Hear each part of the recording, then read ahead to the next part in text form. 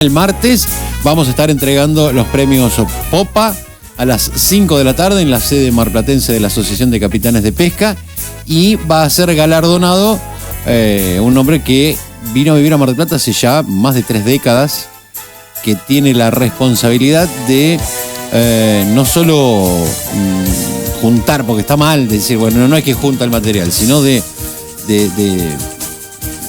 adquirirlo, la gente que va haciendo donaciones, que va llevando parte de su propia historia. Y él, a lo largo de los años, insisto, más de 3 décadas, ha logrado conformar, junto con un grupo de gente, ¿no?, el Museo del Hombre del Puerto, que homenajea a alguien que reflejó como pocos justamente el puerto de Mar del Plata. Estoy hablando de Cleto Chocchini. Pero vamos a ponernos en contacto, con el responsable, con Héctor Beserini. Hola Héctor, buen día. Gustavo Seira te saluda, ¿cómo estás? Gustavo, buen día, ¿cómo estás? Qué gusto saludarte. ¿Cómo estás vos? Contanos, porque el martes te estamos esperando, te vamos a estar esperando aquí para... Todavía no, tranquilo. El martes todavía no, voy a estar ahí si Dios quiere. Presente me van a llevar, porque viste que tengo el problema de la pierna. Pero ahora me había agarrado un poco de falta de aire, ¿viste? Y me había quedado medio dormilado porque no dormí casi nada toda la noche. Bueno, pero vas a estar bien y la vamos a pasar bien. Estoy bien, querido, estoy bien. Héctor, vos viniste a Mar del Plata hace más de 30 años. ¿A Mar del Plata? No, vine en el año 62 a Mar del Plata. Más todavía, más de 50 y pico. Soy más marplatense que porteño, ¿viste? Bien. Porque yo tengo 84 años, cumplí este año, ¿sabes? Al puerto llegué en el año 83. De ahí mi confusión de los más de 30 de la ciudad, años. viviendo en la ciudad, teniendo negocio y todo. Un día tiré todo al tacho de la basura y me dediqué a pintar cuadros y me fui al puerto. Mirá vos. Y ahí en el año 83 llegué al puerto, o sea que hace 44 años que estoy en el puerto. Mira, yo dije más de 30 años, me quedé corto. Lo que hice es que el museo lo fundé hace 35 años. Bien. ¿Y por qué tomaste esa determinación? Bueno, no son determinaciones personales, pero ¿a qué te dedicabas comercialmente? ¿Qué hacías? No, yo te voy a explicar. Yo desde que tenía 6 años me encantaba pintar. Ajá.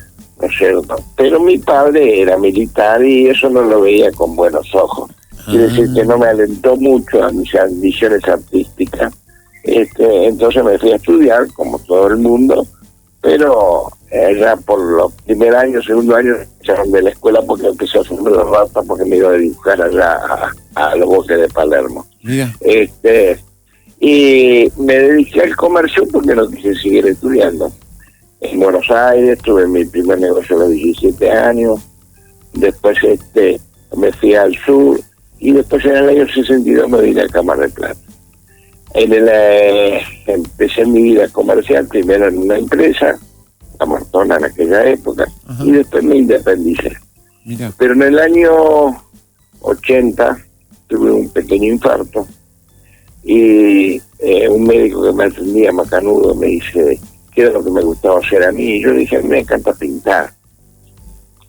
Dice, ¿usted es comerciante? Sí, soy comerciante, pero porque no podía hacer otra cosa, pero mi tarea fundamental sería poder pintar. Dice, bueno, ahora va a poder pintar un tiempito, porque no tenemos que hacer muchos estudios.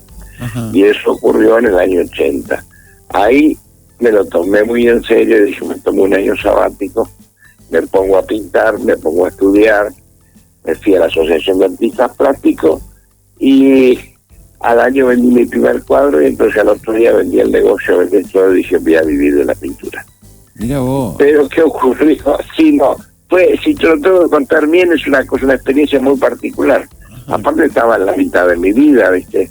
Claro. Justo a los 40 años. Lo que pasa es que había conocido a un señor pintor que venía de Buenos Aires, y charlando me dice, mire, usted lo que decirle, ¿qué le gusta pintar el mar? Y dice, bueno, tiene que pasarse a vivir al lado del mar. Y me fui al puerto. Y alquilé la casa francesa. Sí. Llegué al puerto en el año 83. En esa época se armó la Comisión de Cultura y me nombraron secretario de Cultura de la Comisión del Puerto. No sé, en la época de April era. Sí. Estuve trabajando ahí, había armado un lugar interesante, La Guardilla, justo en la esquina. La casa que hicieron los franceses, que fundó Aldo Civi y todo, ¿viste? La vieja casa. Y en el año 86 tuve la suerte de irme a estudiar a Venecia, Italia, a la academia. En el año 87 volví, y cuando volví me encontré con que la comunidad quería armar un museo, había un problema, no figuraban en la historia de la ciudad. Claro. Yo no es que no les creí, pero dije, me parece raro. Yo no conocía nada de eso, ni conocía al puerto siquiera. Me fui a la biblioteca ya con Pichi Benítez, y yo soy socialista, y efectivamente no los historiadores no habían escrito nada del barrio del puerto. Bueno, volví y le dije, bueno, señores, les voy a dar una mano, vamos a ver qué podemos hacer. Y ahí me lancé, año 87, a la tarea de armar el museo. Ahora, ¿qué tipo de museo vamos a armar? En ese momento llamé a Marengo, Natalio, historiador. Sí, fue profesor nuestro.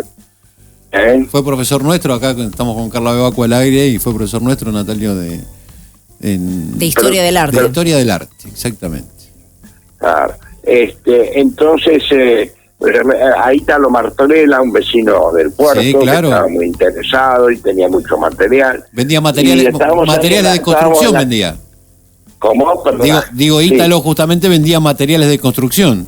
Sí, vendía materiales de construcción, pero era un devoto de la historia. Sí, totalmente. Y yo estaba instalado ya en la calle Padre Duto, casi 12 de octubre, ¿viste? Entonces, me puse a pensar, yo pertenezco a una institución muy antigua, ¿no es cierto?, donde tenés que tener un maestro que te enseñe. Tenía un juez que era tipo macanudo, y me acuerdo que le dije que me había metido en un lío porque me iba quería dar una ayuda a la comunidad y meterme en un museo. Yo no tenía la menor idea, ¿viste?, lo que era un museo, qué hacer. Entonces él me dijo en aquel momento, mira, cuando vos querés hacer una buena obra, hacela primero para vos y que le sirva a los demás. Si funciona, si te sirve a vos, le va a servir a nosotros. Mira. Y bueno, se me ocurrió, no es que se me ocurrió, es largo de explicar.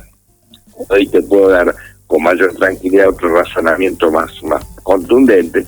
No sé por qué se me pasó por la cabeza que había que armar un museo de las personas. Porque si vamos a reconocer un lugar con sus habitantes, la importancia que tenía, lo que habían creado, lo que habían hecho, era un museo dedicado a la gente, un museo de comunidad. Sí. Entonces me fui a la universidad, tenía unos amigos, empezamos a charlar, pero había un problema. Para hacer eso no me podían ayudar porque las carreras de antropología y sociología estaban cerradas. No tenían material, no tenían nada. Y bueno, me dijeron, hacé lo que pueda, vos lo vas a hacer bien. No sé, lo voy a hacer bien. Me volví con esa idea, ¿cómo se llama? Un grabador.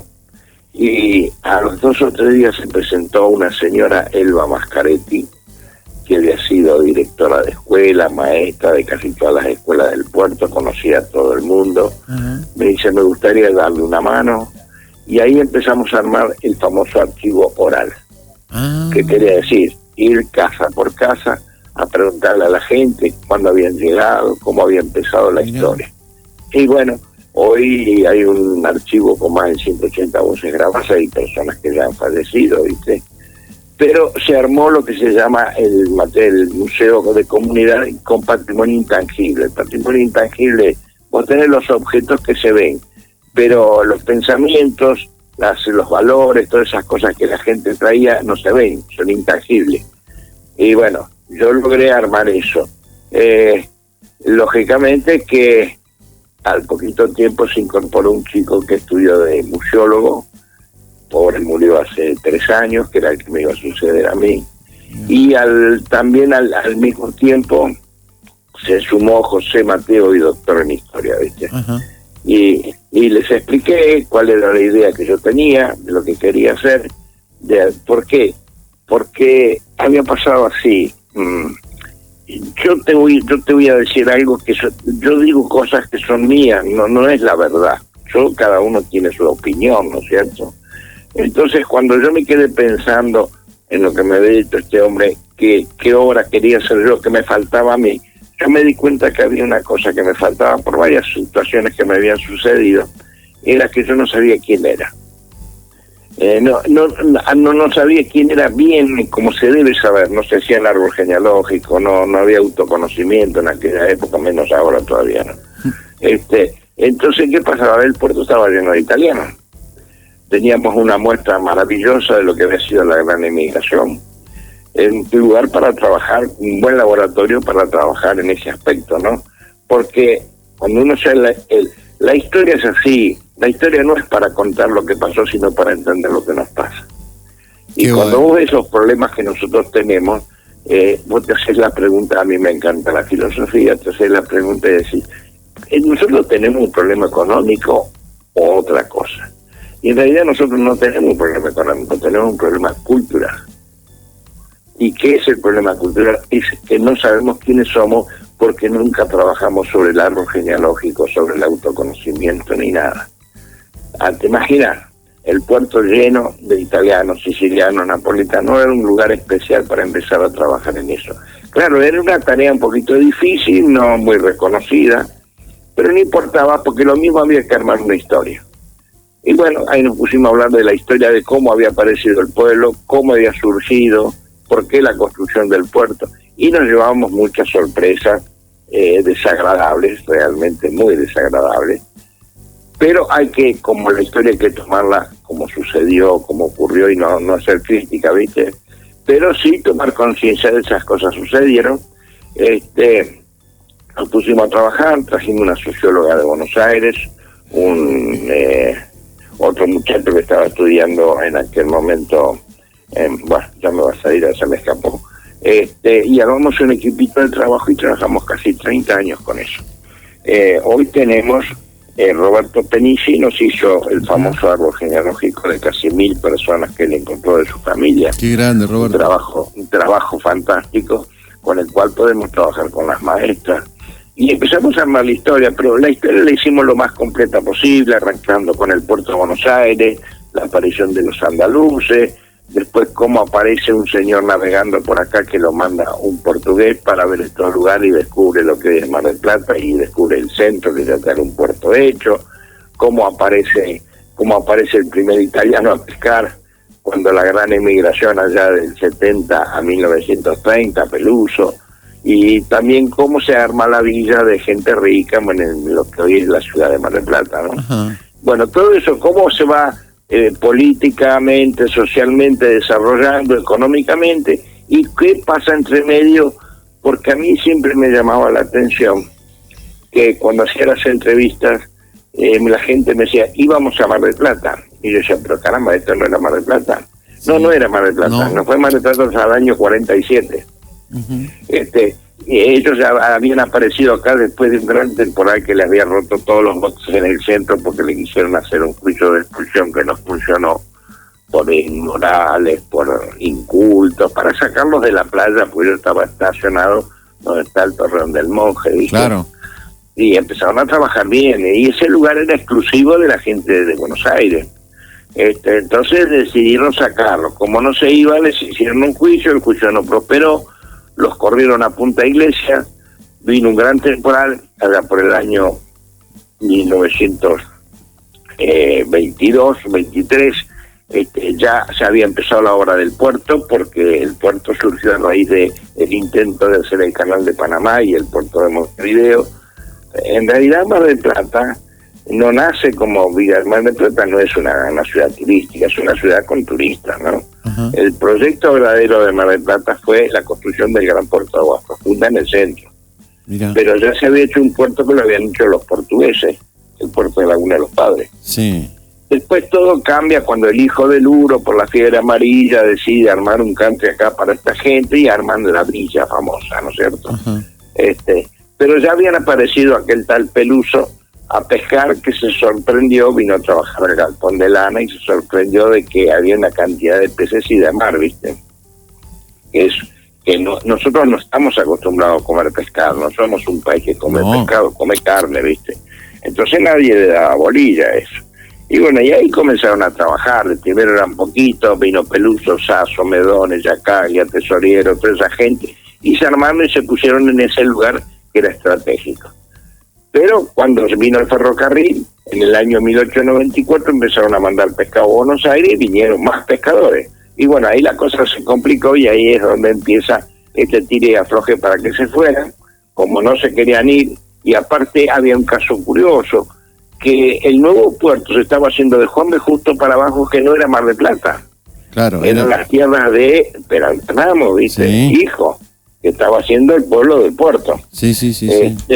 Bueno, pero no lograron sacarlos y por eso los llevaron a Punta Iglesias, y ahí es donde en el justo ya se había terminado las escolleras en el 22, y en el 23-24 vino un temporal y tira todas las partes de la escollera sur abajo, y a su vez le rompe casi todos los botes a los pescadores allá en el centro.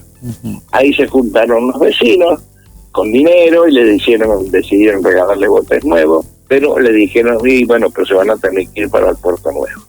Y bueno, ahí en el año 24, en el diario de la capital, es clarito, dice, comienza el éxodo de las casillas de los pescadores hacia el puerto. Ahí se tuvieron que venir todos al puerto, y cuando pasó el último, Juan B. Justo, Mar del Plata bajó la persiana y los abandonó durante 30 años. ¿Viste? Así surgió el pueblo. Y bueno, ahí empiezan las historias, se vivía en una pobreza bastante fuerte, sí, claro. Pero así todos se quedaron, bueno, después vino la historia de Don Orione, la escuela, en fin, que muchos se querían ir, no sabían qué hacer, hasta que llega la Segunda Guerra Mundial y con la pesca del tiburón y otras cosas el puerto empieza a crecer económicamente de una manera increíble. Y bueno, hicieron prácticamente lo que no había hecho nadie, ¿no? Primero habían vivido como habían podido, abandonados por todo el mundo, la realidad es innegable, ¿viste? El pueblo de Mar del Plata terminaba en el cementerio. Sí. La calle Alén, la bajada, eran los prostíbulos, ¿viste? No había otra cosa, y los pobres estaban allá abajo. Y bueno, fueron viviendo, hasta que empezó de alguna manera a que la pesca redituar mucho, y bueno, el puerto empezó a crecer económicamente. Y Mar del Plata, en el año 45, cuando asume Perón a su gobierno, empieza lo que llamamos el famoso turismo social, los ricos empiezan a ir, y empieza a decaer económicamente. Y a partir de ahí, el puerto empieza a aportar mucho a la ciudad, hasta el día de hoy. Pero quedó una separación cultural muy profunda entre lo que es el puerto y lo que es la ciudad. Primer punto era tomar conciencia de la importancia económica del puerto para la ciudad. Que todavía nadie la ha tomado, ¿viste? Sí. Y la misma ciudad inclusive no la ha tomado. Segundo, tomar conciencia de este tema que tenía que ver con saber quiénes éramos a través de la historia de los que vinieron primero.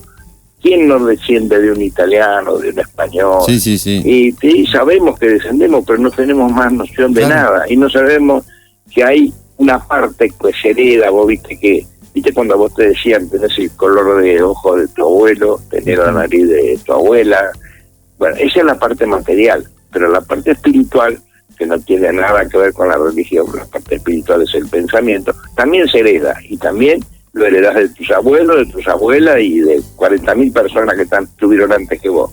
De esa parte no se habló nunca, porque hay muchas restricciones, tipo la ley de 1902 de Avellaneda, ¿viste? El miedo a los anarquistas, bueno, en fin, las cosas por ahí mal hechas, ¿no? Pero el puerto, cuando empieza a generar dinero, entonces la ciudad, un tal vecino, que fue el primer concejal peronista, que era del Puerto Cotado, sí. que Santiago Cotado. Santiago, claro, sí. Que vivía ahí por donde estaba el Rotary Club. Claro, en el Cano y Edison. Claro, como la municipalidad de Mar del Plata, a esto de que los ricos se iban a ir, se estaban retirando, le empezaban a faltar números, ¿viste? No entraban las divisas que había que entrar. Entonces dijo, ¿por qué no anexamos el puerto a la ciudad? Y tenemos una caja hermosa. Y así sigue siendo hoy, entonces. Claro, pero con un problema grave, que el territorio más importante lo tiene la provincia o la nación. El municipio no tiene nada. Porque la ciudad nunca luchó por ese lugar, no le importó, ¿viste? Mar del Plata es una ciudad que cree que vive de los turistas. Hace muchos años yo traté de pedir los números de los aportes que hacía el puerto. Se los pedía a Cacho Ayala, un personaje Cacho, muy importante. Sí, claro. No sé si vos te acordás de me acuerdo de Cacho, sí, cómo no. Bueno, Cacho Ayala me tiró unos números que después algunos me lo reafirmaron y otros me dijeron que me quedé corto. Me dijeron, el puerto aporta el 45% de los ingresos brutos a la ciudad y el turismo solo el 18%. Mira. Vos fijate que entonces quiere decir que el negocio más grande de la ciudad es el puerto, no el turismo. No el turismo. Pero la ciudad al puerto no le da bolilla, no lo cuida, no lo pelea, ni desde la política, ni ningún lado. Y bueno, así está como está trabajando al 50%, ¿viste? Porque inclusive el puerto de Buenos Aires hará las suyas para que esto no crezca, porque hay cosas, el ferrocarril, por ejemplo, hay cosas que son inexplicables. Bueno, el tema es todo eso. El museo se dedicó a crear una historia para que la gente, los chicos fundamentalmente, tomaran conciencia de todo eso, porque en la ciudad es de ellos, es de la gente. No puede ser que vivamos en la ciudad con mayor desempleo de la República Argentina, teniendo una riqueza en el puerto, si trabajara al 80% lo que tiene que trabajar. Héctor, sí. Nada, era un poco hacer esta charla. Hacerlo más rápido el resumen porque es largo. Vos, la verdad, no con vos no cabe resumen, sino que siempre es un gusto escucharte y por eso la Asociación de Capitanes de Pesca te quiere galardonar con este premio tan importante como es el premio. Bueno, ya yo agradezco muchísimo, no me lo esperaba, ¿viste? Lo agradezco muchísimo, para mí es un orgullo, yo le debo mucho al puerto, mucho, yo lo amo, es mi lugar, ¿viste? Fue una idea, creo yo, personal de Jorge Frías, que la transmitió a la comisión directiva y obviamente todos estuvieron de acuerdo con galardonarte, así que el martes vamos a estar desde aquí, desde la Asociación de Capitanes, galardonando al único, escucha esto, al único pintor del mundo que hizo una de sus pinturas está en el diseño de una camiseta de fútbol.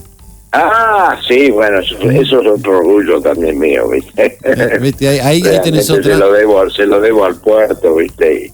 Le contamos, contento con los muchachos allá. Sí, le contamos a la gente que la gente de los chicos, no tan chicos, del Club Aldo Civi de Mallorca, le pidieron un diseño a Héctor y una de las camisetas con las que juegan los partidos de fútbol de la Real Federación Española tiene una pintura de Héctor Besserini, que está referida al puerto de Mar del Plata.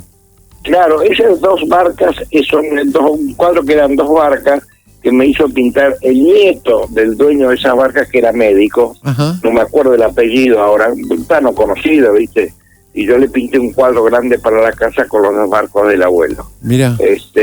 Y justo ellos, no sé, creo que en internet, porque yo tengo mis cuadros en Google, lo encontraron y creo que andaba Robertito por allá. Claro, sí. Y ahí me llamaron, me pidieron permiso, yo se los di encantado, ¿viste? Contento. Yo tengo mi representante ahí cerquita, en Altea, ¿viste? Enfrente. Ajá. Y le dije que sí, que no había ningún problema, que para mí era un orgullo que después te voy a contar una anécdota, porque en muchos países del mundo se está haciendo eso con las camisetas de fútbol de los mejores cuadros, ¿viste? Sí, pero bueno, fuiste el primero. En Francia, sí, se están usando que las camisetas festivas lleven un cuadro de uno de sus pintores famosos. O sea, en Francia, en Holanda, en un montón de lados, ¿viste? Qué hermosa historia. Héctor, te escucharíamos toda la mañana y toda la tarde también, pero nada. Estamos casi ahí medio sobre el cierre y nada, queríamos convocarte en este rato para... conmigo que ahí voy a estar, con la pata al hombro, pero voy a estar ahí. Acá te vamos a estar esperando con todo gusto, con todo gusto. Sí, te agradezco muchísimo, a todo el equipo le agradezco muchísimo esta invitación y este honor que Frías ha hecho conmigo, viste, que realmente... Y tenemos que empezar a trabajar juntos. Con gusto. El museo necesita que las instituciones estén dentro de... Las instituciones tienen que estar dentro del museo, porque las instituciones son parte de la historia del puerto, ¿viste? Para nosotros sería un verdadero orgullo. No, lo vamos a hacer. Este invierno vamos a trabajar en eso fundamentalmente. Excelente. Héctor, que tengas un lindo fin de semana. El martes te esperamos por acá para compartir un hermoso. Sí, el martes hablamos bien todo y organizamos. Vale, un abrazo grande. Bueno, un abrazo grande, querido. Gracias por la entrevista. Chao, querido. Chao. Ahí estaba, Héctor Beserini, con una historia tan particular y conoce tanto y se metió en lugares tan profundos de la verdadera historia, ¿no? Lo que decía hace un rato Héctor, para entender, o sea, la historia no es solo para recrearla, sino es para entender lo que nos pasa hoy. O sea, ¿por qué nos sucede esto? Y por todo aquello que se vivió. Bueno o malo, no importa.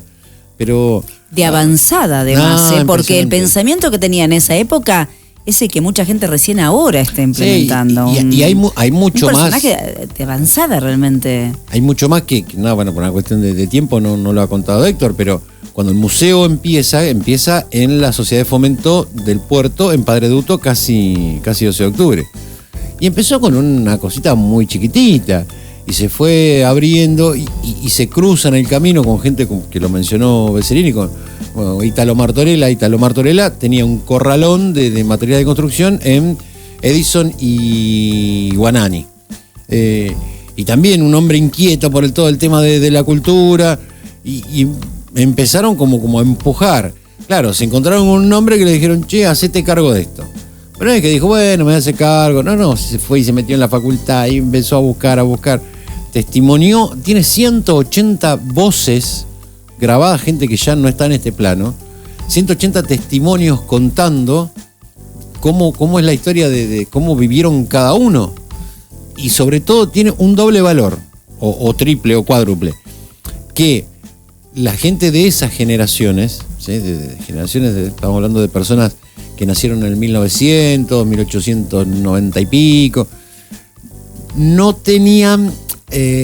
no sé si la capacidad, no tenían por ahí ese don de comunicar como se puede hacer hoy. No hablo de los medios de comunicación, sino de expresarse. Gente muy sufrida, esas casillas de las que hablaba Héctor Beserini hace un momento, que algunas se conservan aún, algunas se conservan y ojalá se sigan conservando porque es parte del patrimonio, de la historia. Eran prácticamente el sinónimo de la pobreza. Yo lo viví en carne propia con mi familia, una casilla de madera que después con el tiempo la pudieron arreglar y demás, pero no dejaba de ser una casilla de madera. Y cuando hablo de comentarios de gente más grande, de hace, no sé, que me puedo acordar, hace 40 y pico de años, ya no, porque fulano, tiene su casita de material. Tiene su casita de material, vos fíjate lo que valoraban, ¿no? La casita de material. Una cosa que, bueno, y todo esto es parte de la historia. Y esto que decía de que iban a Mar del Plata, no, es más, hay gente que creo que todavía lo dice. Creo que todavía lo dice. Me parece que lo escuché la otra vez a Tatore Uoso decir. Que iban a Mar del Plata. Mi abuela lo decía. Mi abuela decía, no, eso hay que ir a Mar del Plata para eso. ¿Y dónde vivimos nosotros? Nosotros vivimos en el puerto. Pero el puerto, claro, no, era medio incomprensible. Habla cuando podamos, que tenemos una charla pendiente con el padre Miguel Casiuto. Padre Miguel, no sé, 70 y algo de años creo que tiene. Y él, aparte con toda la crianza de los italianos y demás. Y él también por ahí te tiene, eso que está en Mar del Plata. También te lo tira porque es parte de su idiosincrasia. Bueno, hermosa charla con Héctor Beserini. El martes lo vamos a estar recibiendo aquí en la sede de la Asociación de Capitanes. Se le va a estar entregando el premio Popa, que va a ser otro gran motivo para juntar a la gente no solo del sector pesquero, sino a la gente del puerto de Mar del Plata y de otras ciudades también, reconociendo a la historia precisamente.